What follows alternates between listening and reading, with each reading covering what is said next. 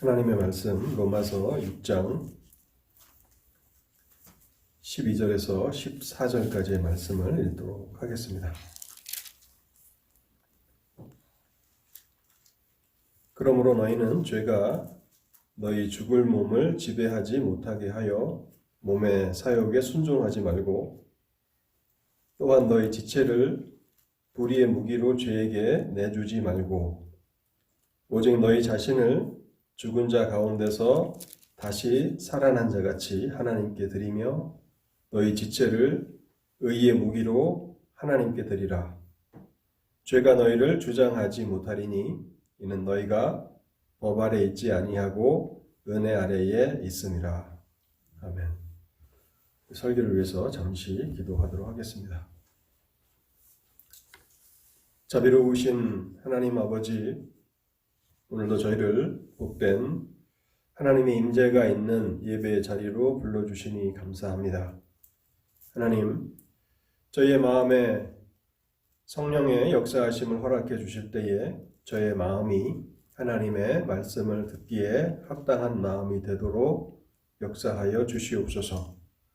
길거와 같은 마음이 되지 아니하게 하옵시고, 목터와 같이 부드러운 마음이 되게 하여 주실 때에 하나님께서 이 시간 강단을 통해서 주시는 말씀을 믿음으로 받게 하시고, 그래서 우리의 마음에 그 말씀이 떨어져서 30배와 60배와 100배의 결실이 있도록 하나님 말씀을 통해서 저희의 영혼을 찾아오시기를 원하옵나이다. 부족한 종이 말씀을 증거하기 위해서 단에 섰습니다. 그리스도의 보배로운 피로 정결케 하여 주실 때에 주께서 사용하시는 도구가 되게 하시고, 성령의 은혜를 허락해 주실 때에 말씀을 온전히 대언하게 하옵소서. 하나님, 거룩한 주일이 되었지만 함께하지 못하는 성도들도 있습니다. 어느 곳에 있든지 하나님께서 사랑하시는 백성들을 돌아보아 주실 때에 죄악의 길이 있지 않게 하시고 또 실족하지 않도록 하나님께서 선하신 길로 인도하여 주옵소서. 그래서 하나님을 예배하는 그 기쁨이 그 삶의 경험되게 하시고 그 즐거움과 영광을 놓치지 않는 백성들 되게 하옵소서. 이 시간을 온전히 주의 성령께 의탁하올 때에 이 모든 말씀 우리 주 예수 그리스도의 이름으로 기도하옵나이다. 아멘. 로마서 6장은 믿음으로 의롭다 하심을 받은 성도가 계속 죄 가운데 거할 수 있는가라고 하는 주제로 시작을 합니다. 사람은 자신의 행위가 아니라 믿음을 통해서 하나님의 은혜로 구원을 받게 됩니다. 이처럼 하나님의 은혜로 구원받은 성도가 구원 이후에 계속 죄 가운데 살 수 있는가라고 하는 이 문제를 다루고 있습니다. 바울은 이 질문에 대답하기 위해서 성도의 구원에 있어서 중심 주제 가운데 하나인 그리스도와의 연합이라는 주제를 설명하고 있습니다. 사람이 예수를 믿어 하나님의 은혜로 구원을 받는다는 것은 그리스도와 연합되는 것이라고 설명합니다. 그리스도께서 내 안에, 내가 그리스도 안에 있는 것입니다. 로마서 6장 2절은 이 그리스도와의 연합의 놀라운 결과를 진술하는데요. 2절은 이렇게 우리에게 선포합니다. 죄에 대하여 죽은 우리가, 죄에 대하여 죽은 우리가. 그리스도와의 연합의 결과로 그리스도 안에 있는 성도들은 죄에 대해서 죽었다고 선언하고 있는 것입니다. 여기 죽었다라고 하는 이 단어의 시제는 과거형입니다. 이미 죄에 대해서 죽었다는 것입니다. 이 말씀의 의미는 죄의 책임과 형벌에 대해서 죽었다는 것입니다. 더 이상 죄에 대한 책임과 형벌이 없다는 것이고 죄의 왕노릇에 대해서도 죽었음을 성경은 선포하고 있는 것입니다. 그래서 성경의 많은 그 진리들 가운데서도 로마서 6장 2절은 예수를 믿는다라고 하는 그 특권이 얼마나 놀라운 것인가를 설명해 주는 그런 중심 구절인 것입니다. 근데 그리스도의 연합은 죄에 대해서 죽은 것에서만 나타나고 있지 않습니다. 6장 5절에 보면요. 그리스도 안에 있는 성도들은 그리스도의 부활에도 연합된다고 설명하고 있습니다. 만일 우리가 그의 죽으심을 본받아 연합한 자가 되었으면 또한 그의 부활을 본받아 연합한 자가 되리라. 그리스도의 십자가의 죽으심에 연합되어서 죄에 대해서 죽게 되고 예수 그리스도의 부활에 동참하여서 이제는 그리스도와 함께 하나님 보좌 우편에 앉아 있다라고 성경은 우리에게 선언하고 있는 것입니다. 그래서 에베소서 2장 5절과 6절 황금 구절이라고 할 수 있는 그런 본문이지 않습니까? 허물로 죽은 우리를 그리스도와 함께 살리셨고 너희가 은혜로 구원을 받은 것이라. 또 함께 일으키사 그리스도 예수 안에서 함께 하늘에 앉히시니. 에베소서 2장 5절과 6절에 나오는 동사도 과거형입니다.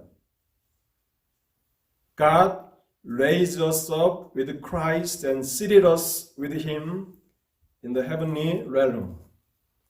영어 성경에 보면 seated, raised, 과거형이 사용되고 있습니다. 이미 그리스도와 함께 우리를 일으키셨고 그리스도와 함께 하나님 보좌 우편에 앉히셨다라고 말씀하고 있는 것입니다.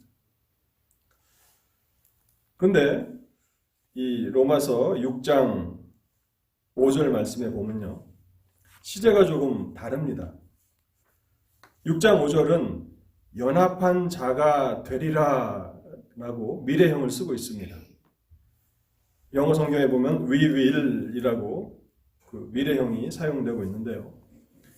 이미 우리가 이 부분들을 살펴보았지만 다시 복습하는 차원에서 말씀을 드립니다. 성경은 1.1획도 변하지 않는 영원한 진리의 말씀입니다. 그래서 단어 하나를 선택할 때에 단어의 시제 하나를 선택할 때에 아무런 의미가 없이 선택하지 않는다는 것입니다. 분명히 로마서 6장에서는 성도의 그 부활에 참여함을 미래형으로 서술하고 있는데 에베소서 2장은 과거형으로 서술하고 있습니다. 그렇다면 성경이 서로 모순된 것입니까? 그렇지 않습니다. 두 가지 진리를 전하고 있는 것입니다. 성도는 영적으로는 이미 그리스도의 부활에 참여하여서 그리스도의 승천에 동참하였고 현재는 하나님 보좌 우편에 앉아 있는 것입니다. 그러나 성도는 몸을 가지고 있지 않습니까? 우리는 몸을 가지고 있습니다. 우리 몸은 아직 그리스도의 부활에 동참하지 않은 것입니다. 그래서 we will certainly also be united with him in his resurrection. 영어에서는 우리가 그리스도의 부활에 동참하게 될 것이다. 우리 몸이 영혼이 아니라 우리 몸이 그리스도의 부활에 장차 동참하게 될 것이라는 미래형을 사용하고 있는 것입니다. 그리고 우리는 이 그리스도와의 연합이라는 이 진리를 3번 살펴보았는데 연합의 목적이 무엇인가를 또한 살펴보았습니다. 왜 성도는 그리스도와 연합되는가? 그것은요, 죄에 대해서는 죽고 더 나아가 사망의 왕노릇에 대해서도 죽고 더 이상 성도는 죽음을 두려워하지 않습니다. 오히려 죽는 것도 유익한 것을 알기 때문에 사망의 왕노릇에 굴복하지 않기 위해서 그리고 적극적으로는 이제 하나님에 대해서 살기 위한 것이라고 성경은 말씀하고 있습니다. 6장 11절 말씀인데요. 이와 같이 너희도 너희 자신을 죄에 대하여는 죽은 자요 그리스도 예수 안에서 하나님께 대하여는 살아있는 자로 여길지어다. 하나님께 대해서 살아있는 사람들, 하나님께 대해서 반응하는 사람들이 되는 것입니다. 구원 이후의 성도의 삶은 하나님께 대해서 살아있는 삶입니다. 삶의 모든 것들을 하나님과의 관계에서 바라보고 생각하고 결정하는 것입니다. 왜 성도는 하나님의 말씀을 따라서 거룩하게 살아갑니까? 이것은 성도 한 사람의 개인의 구원이 달린 문제가 아닙니다. 성도의 구원은 전적인 하나님의 은혜로 이루어지는 것입니다. 왜 성도는 구원 이후에 하나님의 말씀을 따라서 거룩하게 살아가는가? 하나님과의 관계 때문에 하나님을 기쁘시게 하기 위해서 거룩과 의를 힘쓰는 것입니다. 왜 그리스도인들은 죄를 멀리하는 삶을 사는 것입니까? 우리가 그렇게 살아갈 때에 하나님께서 근심하시기 때문에 우리는 죄를 피하며 살아가는 것입니다. 우리가 이미 이 세 번의 설교를 통해서 그리스도와의 연합이라는 주제를 생각해 보았고요. 오늘은 이제 12절에서 14절까지를 생각해 보려고 하는데요. 이 12절에서부터 14절은 이 로마서 6장의 한 단락이 마무리되는 그러한 부분입니다. 로마서 6장은 크게 두 부분으로 나누어지는데요. 6장 1절에서 14절까지가 한 단락이고 15절에서 23절까지가 두 번째 단락입니다. 그런데 이 6장 이 첫 번째 부분도 6장 1절에서 11절 그리고 12절에서 14절까지 이렇게 둘로 또 나눠집니다. 그래서 여러분 성경에 보면 이렇게 구분이 되어서 이렇게 그 제목까지 붙여져 있는 그런 것을 보게 되실 겁니다. 이제 오늘은 12절에서 14절 이 6장의 첫 번째 단락의 결론 부분을 생각해 보려고 하는데요. 이것은 하나님의 말씀을 우리가 듣고 나서 그 들은 말씀을 반드시 적용해야 한다는 그런 중요성을 우리에게 일깨워 줍니다.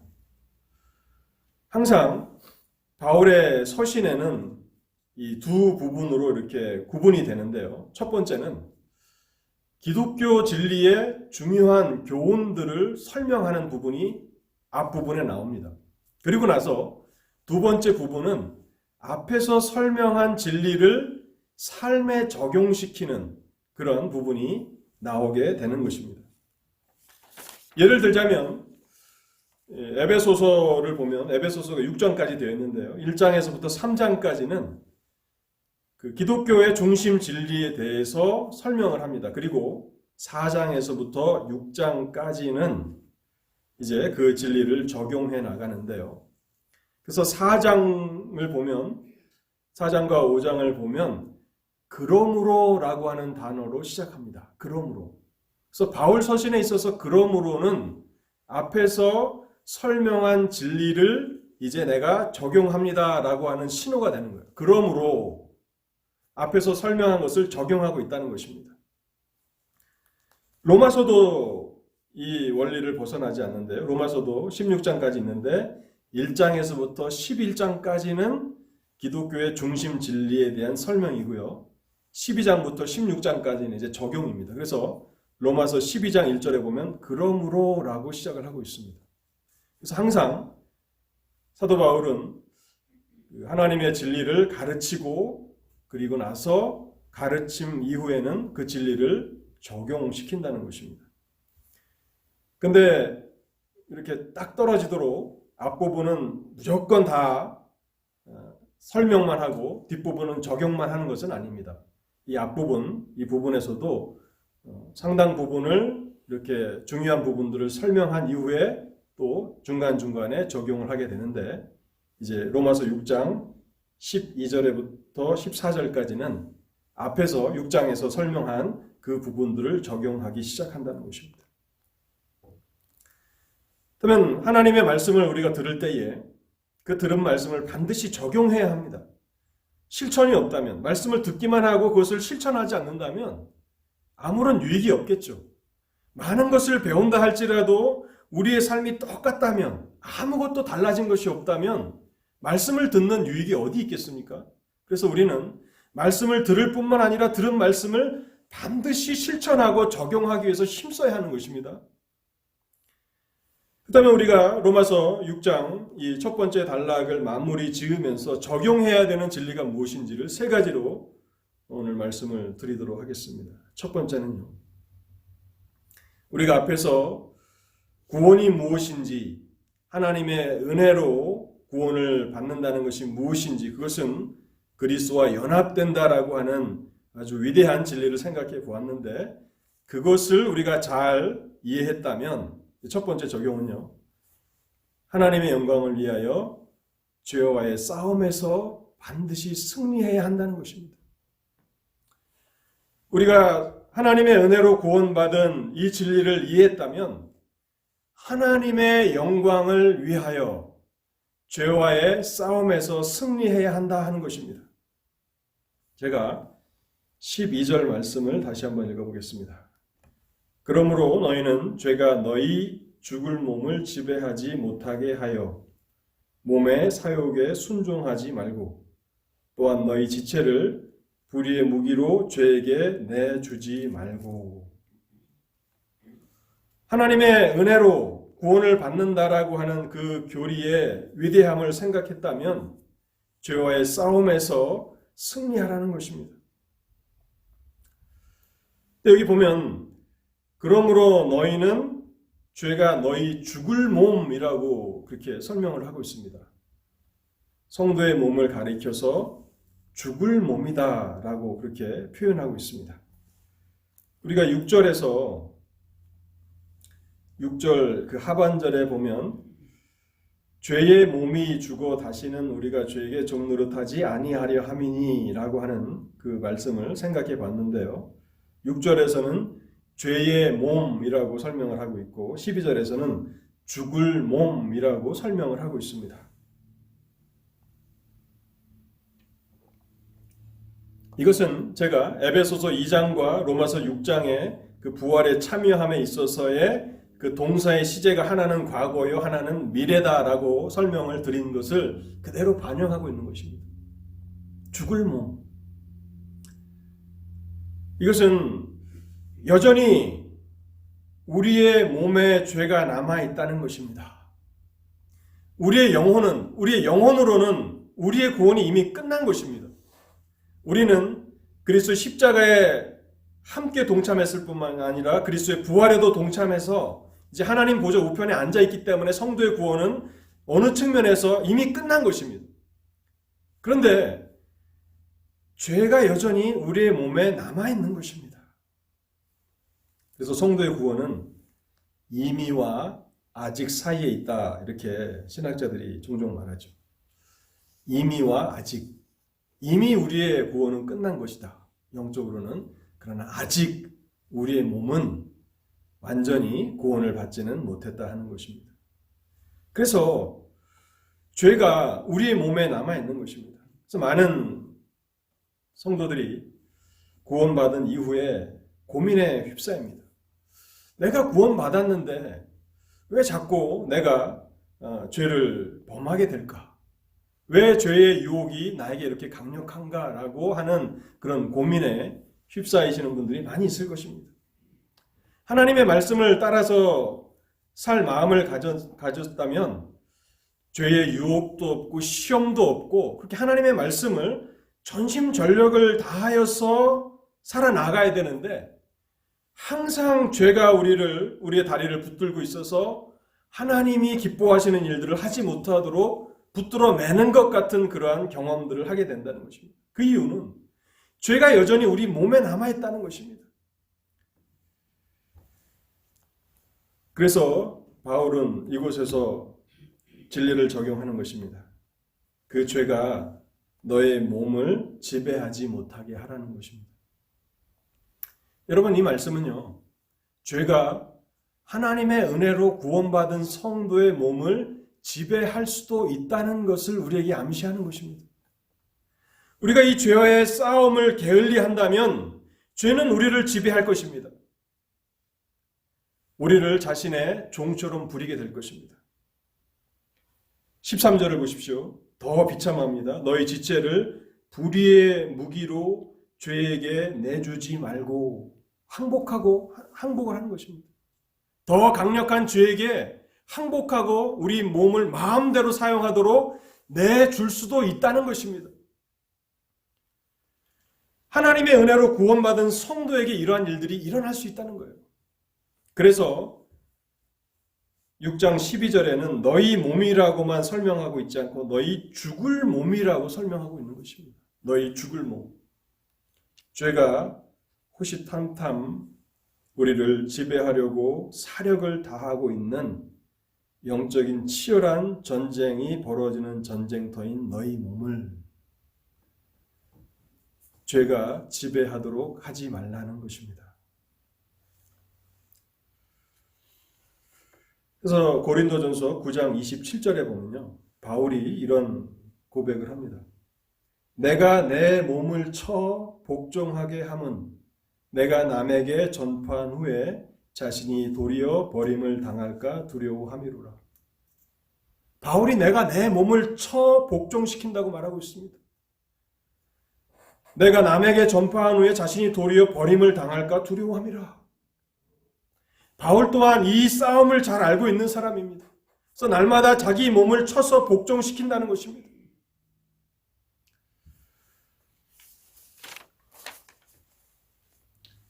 그런데 여기에서 교훈을 주면서 이 죄의 몸이라고 하는 이 죽을 몸이라고 하는 이 단어가요, 우리에게 한편으로 용기를 북돋아 주는 그러한 말씀이기도 한 것입니다. 어떤 의미에서 용기가 되는가? 이 몸은 곧 죽게 될 것이라는 사실입니다. 이와 같은 죄와의 싸움이 영원히 지속되지는 않는다는 것입니다. 성도들은 죽음과 부활을 통해서 영화로운 몸을 가지게 될 것입니다.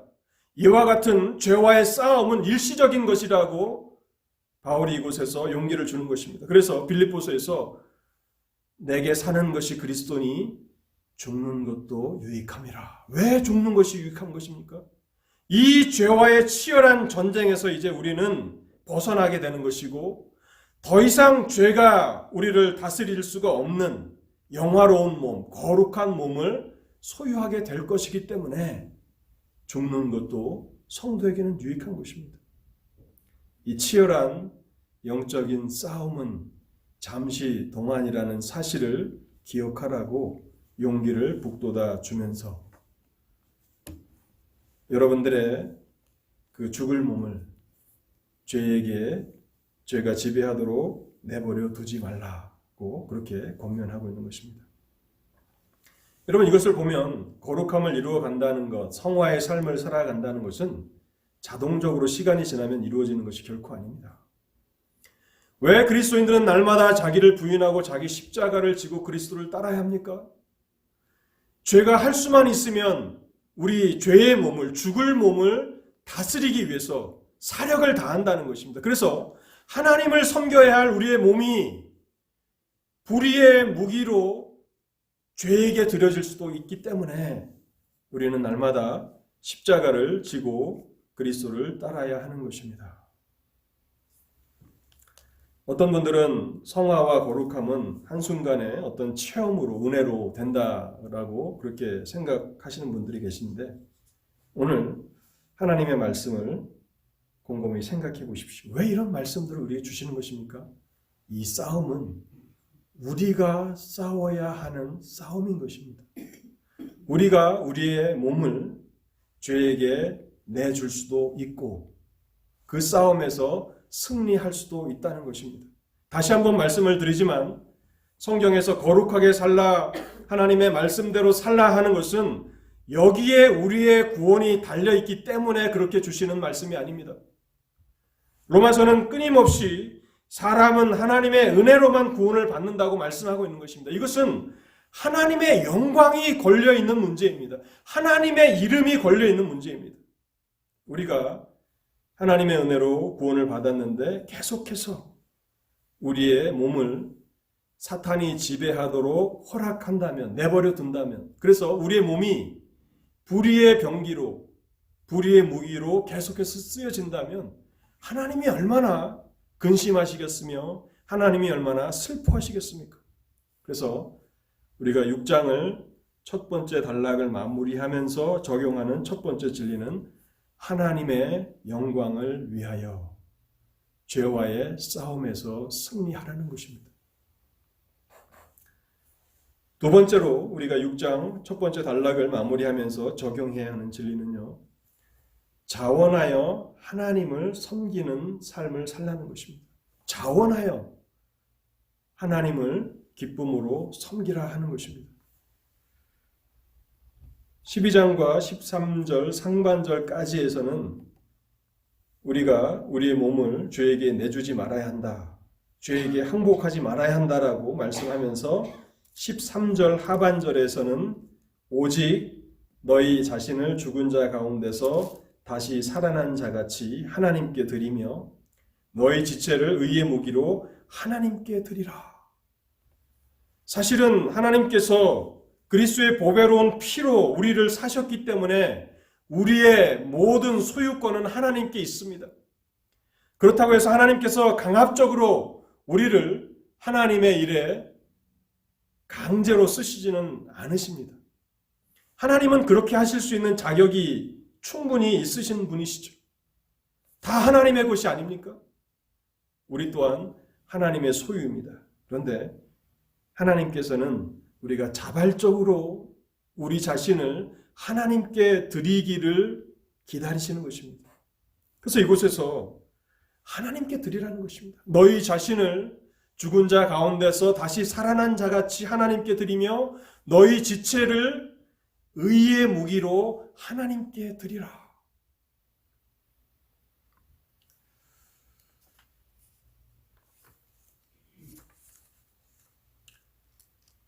여기 본문에 보면 그 죄에 대해서 그렇게 얘기할 때와 또 하나님께 대해서 그렇게 이야기할 때에 미묘한 차이가 있습니다. 여기 보면 너희 지체라고 하는 그런 말을 쓰고 있는데, 너희 지체를, 여기 지체라고 하는 이 말은 그 죄의 몸의 부분들을 말하는 것입니다. 우리 몸의 부분들을 말하는데 우리의 마음, 또 우리의 생각, 우리의 의지 등을 말하고 있는 것입니다. 이 모든 부분들을 하나님께 드리라고 이렇게 말씀하고 있습니다. 그러면서 덧붙여서 너희 자신도 하나님께 드리라라고 그렇게 말씀하고 있습니다. 근데 전반 부분에서 죄에게 너희 지체를 내주지 말라고 말씀을 하고 있지만 너희 자신을 죄에게 주지는 말라는 말은 하고 있지 않습니다. 성경을 보면 이런 미묘한 차이가 있는데, 우리가 성경을 읽어 나갈 때 그냥 성경을 대충 이렇게 읽고 넘어갈 때는 이러한 차이들이 잘 나타나지 않습니다. 근데 여러분, 성경은 우리가 부지런히 읽어야 할 뿐만 아니라 성경을 연구해야 합니다. 이러한 미묘한 차이가 왜 있는가를 끊임없이 질문하면서 성경을 공부하고 연구해야 하는 것입니다. 앞에서는 분명히 너희 지체라고만 했는데 하나님께 드릴 때는 너희 자신과 너희 지체를 하나님께 드리라. 앞에서 빼먹었나 보지. 부주의하게 너희 자신이 들어야 하는데 빼먹은 거 아닌가라고 그냥 쉽게 넘어갈 수 있는데 그렇지 않다는 것입니다. 성경은 한 단어, 한 그 글자도 무의미하게 들어가 있지 않다는 것을 우리는 생각해야 하는 것입니다. 예수님께서 천지는 없어지겠으나 내 말은 없어지지 아니하리라 말씀하시지 않았습니까? 하나님의 말씀은 정교한 것입니다. 우리가 어떤 정교한 기계들을 보면, 저는 이 손이 좀 이렇게 세밀하지 못해서 항상 이렇게 좀 뭐를 만들어놔도 마음에 들지 않을 때가 많은데, 정교한 부분들을 고칠 때는 제가 자신이 점점 없어집니다. 얼마 전에도 이제 그 컴퓨터 자판이 좀 문제가 생겨가지고 그것을 고쳤는데, 그 기능은 되긴 하는데 원래에 있었던 그 상태로 회복되지는 않았습니다. 그 부분이 굉장히 중요한 차이인데, 원래의 기능대로 다 회복이 돼야 되는데 그냥 그 버튼을 누르면 내가 원하는 글자가 찍히긴 하지만 다른 어떤 키하고 똑같이 기능을 하지는 않습니다. 그런 차이가 이렇게 있는데요. 우리가 하나님의 말씀을 다룰 때 하나님의 말씀이 얼마나 정교한가, 여기에는 분명히 많은 의미들이 내포되어 있다라고 하는 그런 생각을 가지고 성경을 공부하고 연구해야 한다는 것입니다. 여기에 이 미묘한 차이가 일어나는 것은요, 죄에게는 너의 지체를 드리지 말라고만 말씀하고 있는 것은 성도가 성도의 자신을 죄에게 넘겨줄 수는 없기 때문에 그러한 것입니다. 이미 제가 에베소서 2장을 설교하면서 이미 성도들은 영적으로 구원받은 사람이고 그 구원의 문제는 끝난 것이라고 말씀을 드렸지 않습니까? 그렇기 때문에 너희 자신을 죄에게 내주라, 그렇게 말씀을 할 수가 없는 것입니다. 그 사람이 그리스도 안에 있는 사람이라면 그 사람 자신을 죄에게 내어줄 수는 없습니다. 그러나 몸이 죄에게 지배되도록 포기하고 항복할 수는 있다는 것입니다. 그래서 이런 차이가 있는데요. 근데 이제 하나님께 우리가 자발적으로 드려야 된다는 이 부분을 생각하면서 우리 자신과 우리의 지체를 모두 하나님께 드리라고 말씀하고 있는 것입니다. 그렇기 때문에 그 의미는 우리의 모든 것, 우리의 모든 소유를 다 자발적으로 하나님께 드리라. 우리의 지식과 우리의 재능과 우리의 능력과 우리의 생각과 우리의 의지와 우리 삶의 모든 것을 다 자발적으로 하나님께 드리라라고 그렇게 말씀하고 있는 것입니다. 여러분, 구원 이후의 성도의 삶은요, 그 사람이 계속 구원을 유지하느냐, 중간에 구원에서 탈락하느냐, 그러한 문제가 아닙니다. 성경은 그 사람이 예수 그리스도를 믿어서 구원을 얻었다면 그 사람의 구원은 영원하다고 말씀합니다. 구원 이후의 성도의 삶은 섬김의 문제라는 것입니다. 구원 이후의 성도의 삶은 섬김의 문제입니다. 어리석게 계속 죄에게 왕노릇을 허락하여서 죄를 위해서 살 것인가? 죄를 왕으로 섬기는 삶을 살 것인가? 아니면 하나님을 섬기며 살아갈 것인가? 구원 이후 성도의 삶은 섬김의 문제라는 것입니다. 누구를 섬길 것인가? 그것의 문제입니다. 그래서 로마서 6장 16절에 이렇게 말씀합니다. 너희 자신을 종으로 내주어 누구에게 순종하든지 그 순종함을 받는 자의 종이 되는 줄을 알지 못하느냐? 혹은 죄의 종으로 사망에 이르고 혹은 순종의 종으로 의에 이르느니라. 죄의 종으로 살 것인가? 하나님의 종으로 살 것인가? 죄를 위해서 살 것인가? 하나님을 위해서 살 것인가? 그래서 6장 이 첫 번째 단락을 마무리하면서 우리에게 적용시켜야 되는 두 번째 그 진리는요, 자발적으로 하나님을 섬기며 살라는 것입니다. 자원하여 하나님을 섬기는 삶을 살라는 것입니다. 세 번째며 마지막 이 적용 부분을 말씀드리도록 하겠습니다. 우리가 하나님의 들은 이 말씀을 적용할 때에 마지막으로 적용해야 되는 그 진리는요, 은혜 아래에 있는 행복과 영광을 온전히 이해하라는 것입니다. 은혜 아래에 있는 행복과 영광을 온전히 이해하라.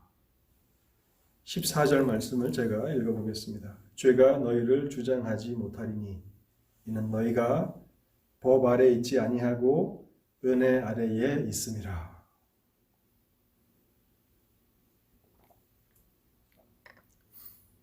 14절은 이 진리를 적용하는 일에 있어서 결론이며 무한한 용기와 소망과 승리에 대한 확신을 주는 말씀입니다.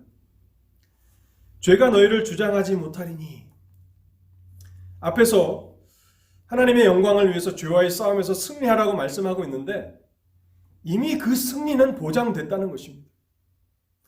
죄는 우리를 이길 수 없습니다. 죄는 그리스도 안에 있는 성도를 이길 수 없습니다. 죄는 너희를 주장하지 못한다고 말씀하고 있습니다. 그 이유가 어디 있습니까?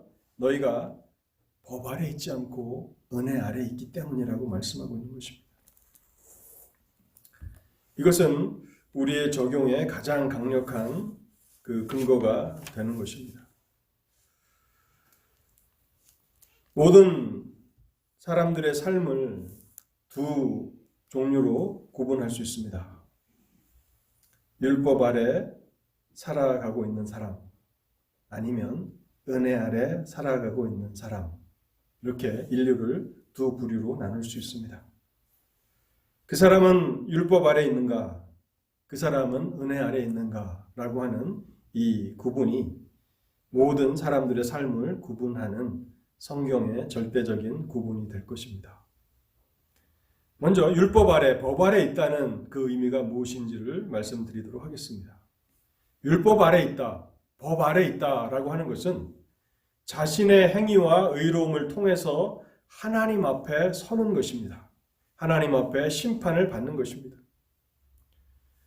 이 경우에 있어서 오직 율법에 요구하는 바를 얼마나 철저하게 성취하였는가의 여부에 따라서 그 사람의 삶이 평가됩니다.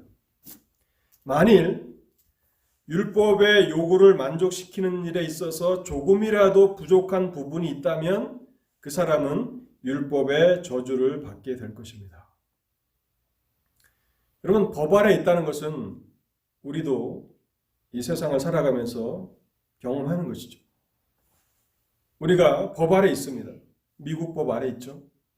그래서 모든 법을 하나도 빠짐없이 다 지켜야 하는 의무가 있습니다. 또 우리가 다른 도둑질 한 적도 없고 살인한 적도 없고 국가의 세금을 떼먹은 적도 없어도 밖에 나가서 운전을 하다가 스피드 리밋을 넘어가면 경찰은 우리를 범죄자로 잡죠. 우리가 경찰에게 항의합니다. 나 세금 떼먹은 것도 없고 도둑질한 것도 없고 살인도 안 했다. 요 교통법 하나 어겼다고 나를 이렇게 죄인처럼 취급할 수 있느냐라고 항변할 수 있나요? 항변할 수 없는 것입니다. 법 아래 있다는 것은 모든 법의 의무를 다 지켜야 하는 것입니다. 1000가지 법이 있어서 999개를 다 지켰어도 나머지 하나를 지키지 못했으면 그 사람은 죄인이 되는 것입니다. 갈라디아서 3장 10절에서 13절까지를 제가 한번 읽어보겠습니다. 이것이 율법 아래 있는 사람들의 형편인데요. 갈라디아서 3장 10절에서 13절까지를 읽어보겠습니다. 무릇 율법 행위에 속한 자들은 저주 아래 있나니 기록된 바 누구든지 율법책에 기록된 대로 모든 일을 항상 행하지 아니하는 자는 저주 아래 있는 자라 하였습니다. 모든 일을 항상 행하지 않는 자, 율법책에 기록된 대로 모든 일을 항상 행하지 아니하는 자는 저주 아래 있는 자라 하였습니다. 또 하나님 앞에서 아무도 율법으로 말미암아 의롭게 되지 못할 것이 분명하니 이는 의인은 믿음으로 살리라 하였습니다. 율법은 믿음에서 난 것이 아니니 율법을 행하는 자는 그 가운데서 살리라 하였느니라. 그리스도께서 우리를 위하여 저주를 받은 바 되사 율법의 저주에서 우리를 속량하셨으니 기록된 바 나무에 달린 자마다 저주 아래 있는 자라 하였습니다. 율법 아래 있다는 것은 항상 모든 율법의 요구를 다 충족시키면서 살아야 합니다. 어제까지는 내가 그렇게 살았는데 오늘은 내가 살지 못했다면 나는 율법의 저주를 받아야 하는 것입니다. 그래서 갈라디아서는 율법 아래 있다는 것은 저주 아래 있다는 것이라고 설명하고 있는 것입니다. 그래서 모든 인류는 그 사람이 율법 아래 있든지 아니면 은혜 아래 있든지 둘 중에 하나라는 것입니다. 그렇다면 은혜 아래 있다는 것은 무엇입니까? 더 이상 율법 아래 있지 않다는 것입니다. 율법의 저주 아래 있지 않다는 것입니다. 율법의 역할 가운데 긍정적인 부분은 율법은 몽학 선생으로 죄인들을 그리스도께로 인도해 준다는 것입니다. 하나님의 율법 앞에서 우리의 무능과 우리의 죄악됨을 철저히 깨닫게 된다면 우리에게는 구원자가 필요하다라고 하는 사실을 깨닫게 됩니다. 그래서 그리스도 하나님의 아들을 향하여서 나아가게 되는데요. 그리스도께서는 이처럼 자신에게 나오는 자들을 전혀 다른 길로 인도해 주십니다. 그것이 바로 은혜로 인도해 주시는 것인데요. 이 은혜 아래라고 하는 것은 은혜 언약 안에, 새 언약 안에 있다라고 하는 그런 의미입니다. 그리스도께로 나아가는 자들을 그리스도는 결코 내쫓지 않으신다고 말씀하십니다. 그리고 자신의 죄를 회개하고 자복하는 자들을 긍휼히 여기시사 값없이 죄 용서함을 베풀어 주십니다. 은혜 아래서 우리는 값없는 죄 용서함을 경험하게 됩니다. 어떻게 일이 가능한가? 갈라디아 3장 13절에 그리스도께서 우리를 위하여 저주를 받은 바 되사 율법의 저주에서 우리를 속량하셨으니, 은혜 안에 있다는 것은 그리스도 안에 있다는 것이고, 그리스도 안에서, 은혜 안에서 우리는 값없이 우리 죄에 대한 용서함을 경험하게 된다는 것입니다. 그뿐만 아니라 은혜 아래 있다는 것은 새로운 본성, 새 마음을 허락받는 것입니다. 히브리서 8장 10절에서 12절까지를 제가 읽어보겠습니다. 또 주께서 이르시되 그날 후에 내가 이스라엘 집과 맺을 언약은 이것이니 내 법을 그들의 생각에 두고 그들의 마음에 이것을 기록하리라. 더 이상 우리는 죄악으로 둔감해진 그런 마음 가운데 있지 않습니다. 새 마음을 갖게 됩니다. 우리가 때때로 죄의 유혹에 걸려 넘어져서 범죄할 때도 있지만 우리의 마음에는 하나님을 향한 그러한 소망들이 있지 않습니까? 거듭난 성도에게는 하나님께서 새로운 본성을 주시는 것입니다. 그 마음에 하나님의 율법이 기록되게 하셨다고 말씀하고 있습니다. 시내산 언약에서 하나님께서는 율법을 돌판에 새겨주셨지만 은혜 아래서는 이제 하나님의 계명이 새겨진 그 마음을 주셔서 새로운 본성, 새로운 소망을 가지고 살아간다는 것입니다. 물론 우리가 소원이 있다고 해서 그 일이 다 이루어지는 것은 아닙니다. 우리의 무능력함이 있고 또 죄의 유혹과 죄의 시험들이 있어서 우리가 우리의 마음대로 다 그렇게 살아가지 못하지만, 그러나 하나님께로 나아가고자 하는 열망, 하나님을 기쁘시게 하고자 하는 그런 열망이 거듭난 성도에게는 반드시 있다는 것입니다. 은혜 아래 있다는 것은 값없는 죄 용서함을 허락받을 뿐만 아니라 새로운 본성을 허락받는 것이고요. 또한 세 번째로 새로운 관계 가운데 들어가는 것입니다. 8장 11절 이하를 제가 계속 읽어보겠습니다. 나는 그들에게 하나님이 되고 그들은 내게 백성이 되리라. 이제 하나님은 우리의 하나님이 되는 거고 우리는 하나님의 백성이 되는 것입니다. 하나님과의 새로운 관계 가운데 살아가는 것입니다. 또 각각 자기 나라 사람과 각각 자기 형제를 가리켜 이르기를 주를 알라 하지 아니할 것은 그들이 작은 자로부터 큰 자까지 다 나를 알미라. 내가 그들의 불의를 긍휼히 여기고 그들의 죄를 다시 기억하지 아니하리라. 하나님과의 새로운 관계. 그래서 사도 바울이 로마서 6장에서 그리스도의 연합의 그 목적을 하나님께 대해서 살아있는 자로 살아가기 위한 것이다 라고 설명했는데, 바로 하나님과의 관계 가운데, 새로운 관계 가운데 있는 것입니다. 하나님은 이제 그 자녀들의 죄를 다시 기억지 아니하시겠다고 말씀하고 있는 것입니다. 이것이 바로 은혜 아래에 있는 것입니다. 이 은혜 아래에 있는 성도들은 얼마나 행복한 사람들입니까? 자신의 죄에 대해서 값없는 용서함을 받았습니다.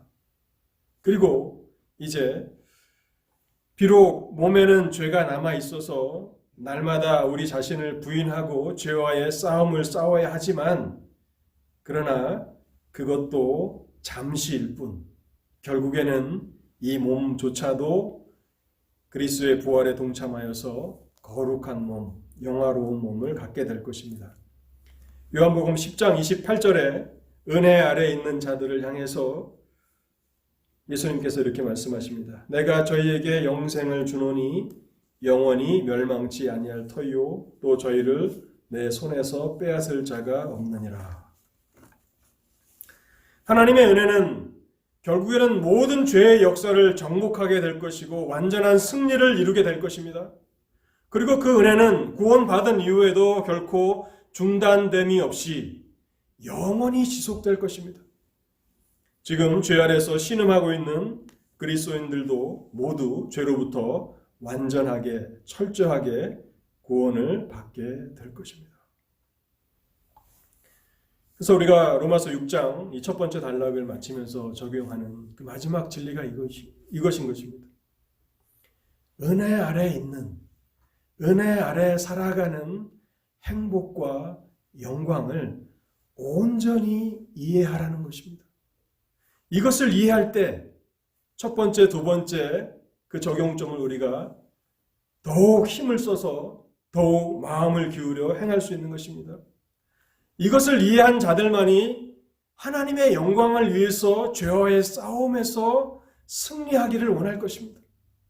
이것은 나의 구원의 문제가 달려 있기 때문에 내가 이 싸움을 싸우는 것이 아니라 하나님의 영광을 위하여, 하나님의 이름을 위하여 하나님을 기쁘시게 하기 위해서 이 죄와의 싸움에서 내가 승리해야 한다라고 그렇게 날마다 새로운 마음가짐으로 이 싸움에 임할 것이고 또한 이 은혜 아래에 있는, 이 은혜 아래에 살아가는 행복과 영광을 충분히 온전히 이해한 사람들만이 자발적으로 하나님을 섬기는 삶을 살아간다는 것입니다.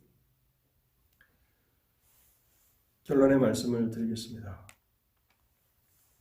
하나님께서 그리스도 안에서 어떠한 은혜를 베풀어 주셔서 율법 아래서 건지셔서 은혜 아래로 옮겨 주셨는지를 깊이 생각하십시오.